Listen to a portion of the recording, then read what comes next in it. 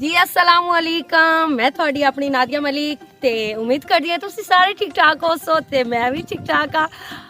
अज ही थानू मैं प्यारे प्यारे सोने सोने तरबूज विखाऊंगा। एडे कोई स्वादी तरबूज लगे पैन ना दिल करदा पिया कि बंदा इन्हां नू बन्ने ते बन के खावे, चाहे कच्चे हैं ते चाहे पक्के हैं।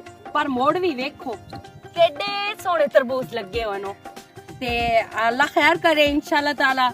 तुसी भी सारे खावणे ते मैं भी खावणे, पर अपने अपने पैसियां नाल, क्योंकि मैं तो चलो फ्री है कुछ ना कुछ जोड़ जासन, क्योंकि एक मेरे विराह दे लवाने ते तुसी अपने पैसियां नाल लविया है। मजाक करदी पईयां। जितने सोने तरबूज लगे पे ना ते तुसी सारियां दोस्तां दुआवां करनियां ढेर सारियां कि अल्लाह पाक इस दे विच होर बरकत पावन ते इस तो भी ज्यादा वड्डे होवन ते उस तो बाद अल्लाह खैर करे। असी गए होया से शूटिंग ते उदू ना असी वापस आमदे पे आसे ते मैं सोचा कि आज क्यों ना होवे कि तरबूज वेखे जावन।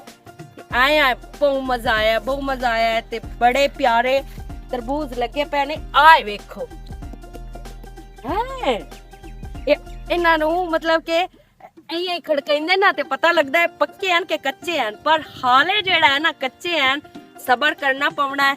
पर चलो कोई गल नहीं, जिथे अगे इतनियां दीवारां निकल गई हैं ते बाद ही निकल जासन। बाकी जी अल्लाह खैर करे।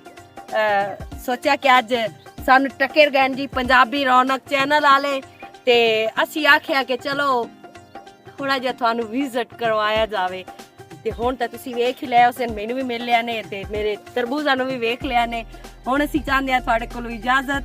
अपना बहुत सारा ख्याल रखना है ते दुआवां च अपनी नादिया मलिक नू याद रखना है। ते दूई गल पंजाबी रौनक नू ढेर सारा सबसक्राइब करना है, वीडियो नू लाइक शेयर ते अच्छे अच्छे कमेंट्स करने ताकि सानू पता चले कि तुसीं सानू इस चैनल ते भी वेखना चाहते हो।